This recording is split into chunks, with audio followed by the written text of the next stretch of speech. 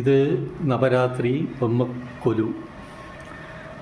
ഇത് എന്തിനാണെന്നുണ്ടെങ്കിൽ ദാരികനെ ദുർഗാദേവി വധിക്കുമ്പോൾ എല്ലാ ദേവന്മാരും ദുർഗാദേവിക്ക് സപ്പോർട്ടായിട്ട് വന്നു എന്നുള്ളതാണ് ഐതിഹ്യം.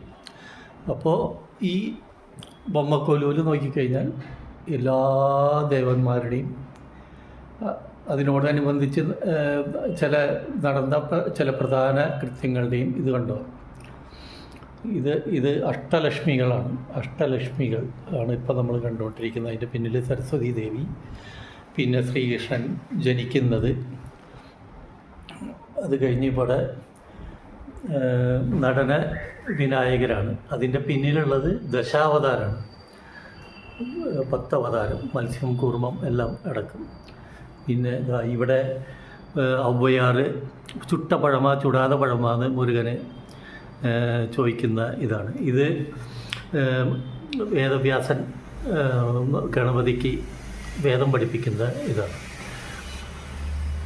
ഇതാണ് സഞ്ജീവിനി മല ചുവന്ന് കൊണ്ടുവന്ന് ലക്ഷ്മണനെ രക്ഷിക്കുന്ന സീനാണത്. ഇത് രാമർ സേതു പാലം, രാമനും ഹനുമാനും മറ്റ് വാനരങ്ങളെല്ലാം കൂടി കെട്ടുന്നത്. ഇതാണ് കുംഭകർണൻ.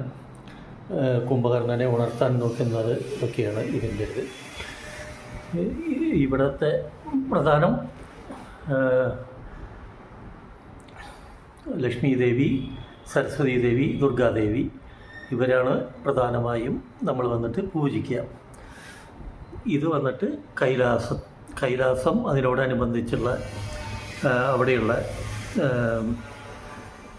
ഇതാണ് ദേവന്മാരുടെ ഇതാണ് ഒരു പൂർണ്ണ ബൊമ്മക്കൊലു. ഇത് നവരാത്രി 9 ദിവസവും വയ്ക്കും.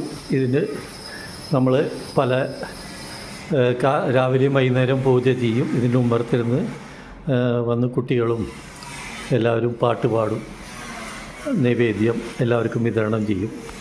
ഇതെല്ലാമാണ് ഇതിൻ്റെ ഐതിഹ്യം.